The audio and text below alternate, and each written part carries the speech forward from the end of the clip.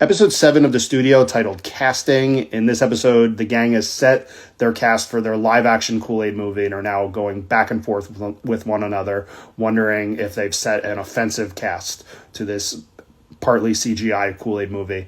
The cast, they said, the voices of Mr. and Mrs. Kool-Aid are Ice Cube and Sandra Oh, and there's this live-action family called the Parches. I don't know Kool-Aid lore. Someone can maybe tell me if there is actually a Parches family in Kool-Aid.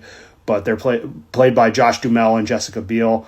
There's this funny bit running throughout the episode where Seth Rogen, keeps calling Josh Duhamel Josh Duhamel, and he keeps getting corrected by someone in the background, but he keeps calling him Josh Duhamel throughout the episode.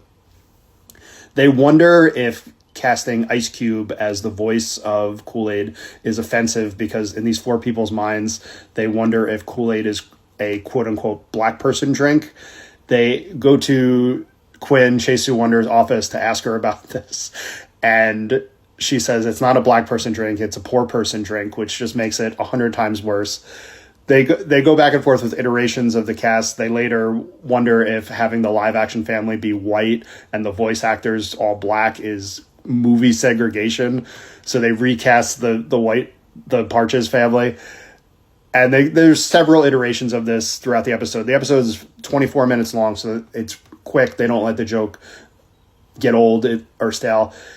The episode ends with they're at Comic-Con and Matt is introducing Ice Cube as Kool-Aid, and a fan in the audience is offended that they're using AI in the movie for what they say is eyebrows. And so the episode ends with Matt on stage getting booed unmercifully by this group of people for things that they wasn't even on their list of concerns about, things that people would be offended about. I thought this was the best episode since episode 2.